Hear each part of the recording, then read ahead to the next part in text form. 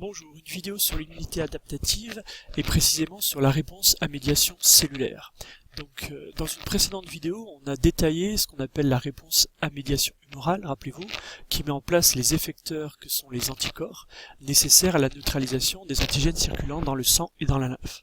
Par contre, comme les antigènes, notamment les agents infectieux comme ce virus, pénètrent dans les cellules pour se multiplier, les anticorps n'ont pas d'accès lorsque les antigènes sont intracellulaires. Et donc pour limiter la prolifération virale, on a mis en place au cours de l'évolution un effecteur différent qu'on appelle le lymphocyte T cytotoxique et qui va avoir la capacité de repérer une cellule infectée et de la détruire. Donc cette vidéo va expliquer les étapes qui conduisent à la production de cet effecteur qu'on appelle le lymphocyte T cytotoxique.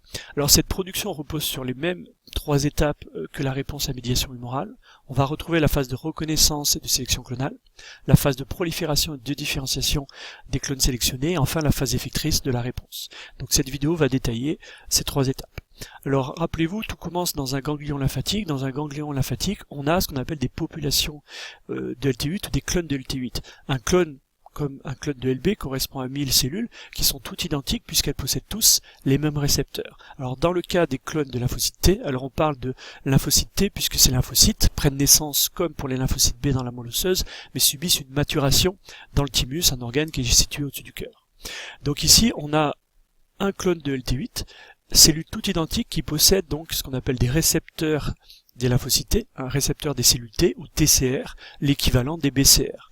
Donc ici j'ai un clone. Ici j'ai un deuxième clone puisque ce clone de LT8 est équipé de récepteurs T, de TCR différents, et enfin un troisième clone. Donc on a comme ça des millions de clones de LT8 qui circulent, qui se trouvent à un moment donné dans un ganglion lymphatique. Alors l'idée c'est que je vais devoir, suite à une infection, réaliser une phase de sélection et de reconnaissance. Donc il va falloir qu'un de ces clones reconnaisse, et on va voir de quelle manière l'antigène ou le déterminant antigénique présent dans le ganglion. Ce clone va être sélectionné. Admettons que ce soit celui-ci. Le clone sélectionné, comme pour les lymphocytes B, va rentrer dans sa phase dite de prolifération et de différenciation clonale. Donc la prolifération repose sur des mitoses qui vont permettre de passer d'un clone de 1000 cellules à des millions de cellules, et en même temps que ce clone prolifère, il va subir une phase de différenciation. La différenciation des LT8 va donner des cellules particulières qu'on appelle des LTC pour lymphocyte T cytotoxique, qui sont les véritables effecteurs de cette immunité à médiation cellulaire, mais aussi, rappelez-vous, des clones de lymphocytes mémoire, ce qu'on appelle les LT8 mémoire. Donc voilà l'idée générale de cette réponse à médiation cellulaire. On va détailler les étapes. Donc notamment la reconnaissance. Alors la reconnaissance passe par ce qu'on appelle la capacité en fait. Donc là vous avez un LT8. Ce LT8 possède sur sa membrane, je l'ai dit, un TCR, l'équivalent des BCR chez les lymphocytes B. Et la particularité de cette reconnaissance, c'est que ce LT8 doit, pour reconnaître le déterminant antigénique, représenté ici en rouge, un motif moléculaire d'un antigène, il faut que ce déterminant antigénique lui soit présenté par une CPA, une cellule présentatrice d'antigène, comme cette cellule dendritique. Et en fait, le récepteur T, ici, la phase de reconnaissance au sens strict, c'est cette capacité qu'a ce LT8 de reconnaître en fait la combinaison CMH, molécule du complexe majeur d'histocompatibilité, est associée au déterminant antigénique. Le TCR reconnaît cette combinaison. Il est incapable, le LT8, à la différence de LB, de reconnaître un antigène libre circulant. Donc il faut que cet antigène lui soit apporté. Si je suis au niveau d'un ganglion, cette cellule dendritique, rappelez-vous, vient d'un tissu qui a été infecté. On est dans la réponse immunitaire innée, la réponse inflammatoire.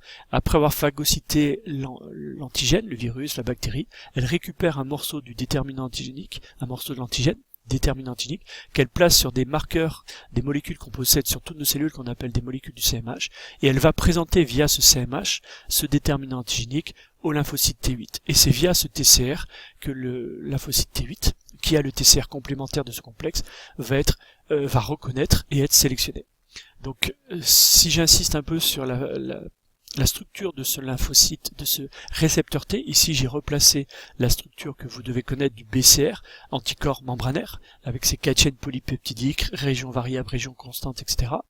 Et ici je vous ai mis pour comparaison la structure d'un récepteur T, positionné sur la membrane des lymphocytes T, T8 et on verra plus tard T4. Il est composé en fait de deux chaînes polypeptidiques. Vous avez ici une chaîne polypeptidique avec une région variable, une région constante, et la deuxième chaîne polypeptidique identique aussi avec une région variable et une région constante. Donc ce récepteur est une protéine composée de 2 chaînes polypeptidiques qui va présenter donc un site de reconnaissance capable de reconnaître à la fois l'association, vous l'avez compris j'espère, entre le CMH et le déterminant antigénique. Donc ici voilà la structure d'un TCR par rapport à la structure d'un BCR. Vous voyez qu'en fait le TCR correspond à cette petite partie de l'anticorps membranaire. Par contre, il est capable, il doit, pour reconnaître un déterminant antigénique, reconnaître cette combinaison CMH déterminant antigénique. Donc si je résume cette phase de reconnaissance et de sélection clonale, on est au niveau d'un ganglion, il y a une cellule dendritique, il y a un agent infectieux qui est présent au sein d'un tissu, et là j'ai schématisé ces déterminants antigéniques, ces motifs antigéniques de surface. Cette cellule, qu'on appelle une cellule dendritique, a phagocyté au niveau du tissu l'antigène, a digéré, a récupéré des morceaux de cet antigène qu'elle place sur ces molécules de CMH. Du coup, ensuite, cette cellule migre au niveau d'un ganglion. Et au niveau d'un ganglion, donc, c'est là qu'elle va scanner en fait les différents clones de LT8 qui s'y trouvent. Là, j'ai représenté un clone avec son TCR, qui est spécifique, ce TCR de ce complexe-là. Par contre, là, j'ai représenté un deuxième clone, on en a des millions comme ça, qui possède un autre TCR, mais ce TCR, vu sa forme, n'est pas capable de reconnaître ce complexe. Du coup, on va considérer que là, il y a une reconnaissance qui s'opère entre ce clone de LT8 via son TCR et le complexe CMH déterminant antigénique. Donc ce clone-là va être sélectionné. Donc là, on a bien ce qu'on appelle une phase dite de reconnaissance et de sélection clonale. Mais à la différence des LB, cette reconnaissance est plus complexe parce qu'elle doit se faire via une CPA qui présente sur son CMH un déterminant antigénique. Ensuite, donc, on rentre dans la deuxième phase de la réponse à médiation cellulaire. Le clone de LT8 que j'ai sélectionné va rentrer donc en phase de prolifération et de différenciation. Donc en 2 différenciations possibles, une partie des clones de LT8 qui vont se multiplier par mitose vont rester sous forme de LT8 mémoire, donc on va avoir un stock de millions de LT8 mémoire, tous identiques avec leur TCR de membrane, et à durée de vie très importante, très longue en tout cas, et une deuxième phase de différenciation où les LT8 vont se différencier tout en proliférant dans ce qu'on appelle justement un LT cytotoxique ou LTC. On voit donc une cellule qui a développé dans son cytoplasme des vésicules, on parle de granules, remplis de molécules qu'on appelle des perforines. Et là, il faut retenir que c'est cette cellule qui est l'effecteur, on va voir de quelle manière, de la réponse à médiation cellulaire. Donc on est bien dans une réponse qui a comme médiateur une cellule, réponse à médiation cellulaire. Et quel est l'objectif ou le mode d'action des LTC? On va le voir en détail, mais les LTC ont comme fonction de repérer dans l'organisme les cellules infectées par l'antigène qui était présent au niveau du ganglion, et de provoquer la lyse ou l'apoptose, le suicide de la cellule, pour en fait détruire la cellule et détruire les antigènes qui s'y trouvent. Voilà ce qu'on appelle la phase de différenciation des LT8 en LTC et en LT mémoire, T8 mémoire.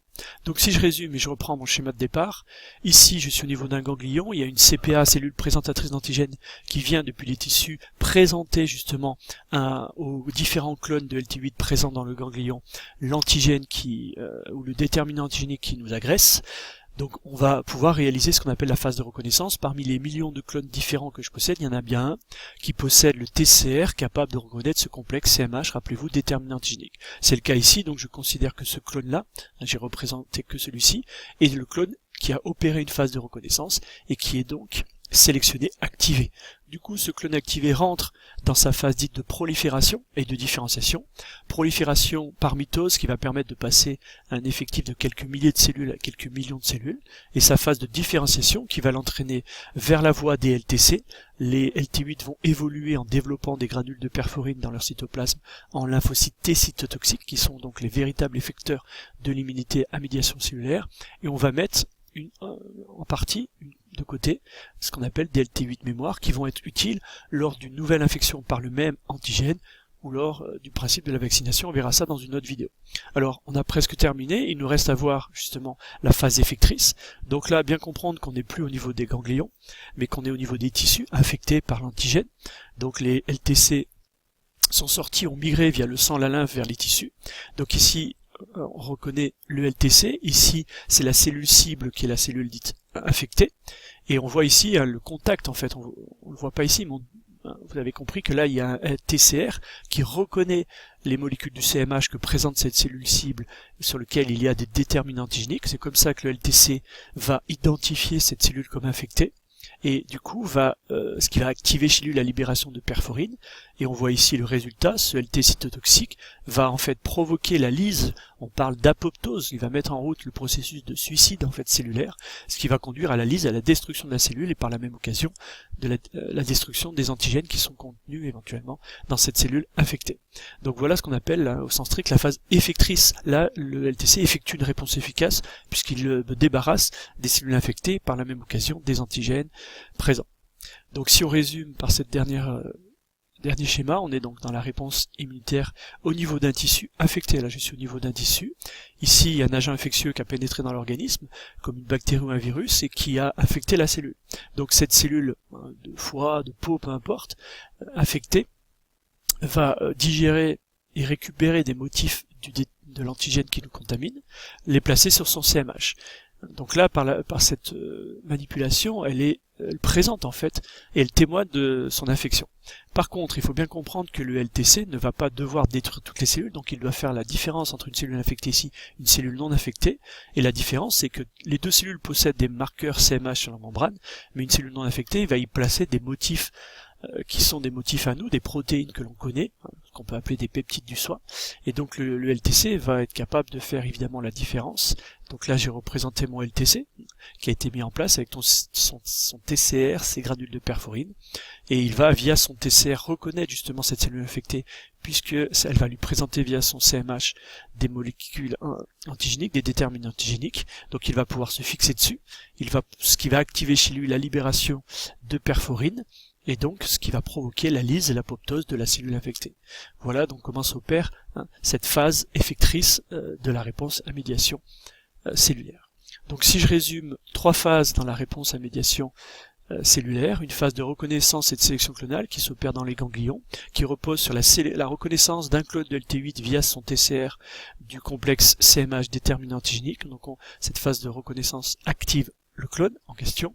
Ce clone rentre dans sa phase de prolifération de différenciation. Donc prolifération par mitose, différenciation en 2 lots, LT cytotoxiques, les effecteurs, LT8 mémoire. Et les LT cytotoxiques ensuite quittent le ganglion pour aller dans la circulation, repérer dans les organes les cellules infectées. On est dans la phase effectrice de la réponse à médiation cellulaire. Les LT cytotoxiques, qui sont, rappelez-vous, les effecteurs, vont via leur TC reconnaître les cellules infectées, qui présentent sur leur CMH des déterminants antigéniques, ce qui va provoquer la libération par le LTC de perforine, la destruction, l'apoptose des cellules infectées. Donc on se débarrasse, évidemment on détruit quelques cellules de notre organisme, mais surtout on détruit les antigènes qui s'y trouvent, comme des virus, et on empêche par la même occasion leur prolifération. Voilà le principe de la réponse à médiation cellulaire.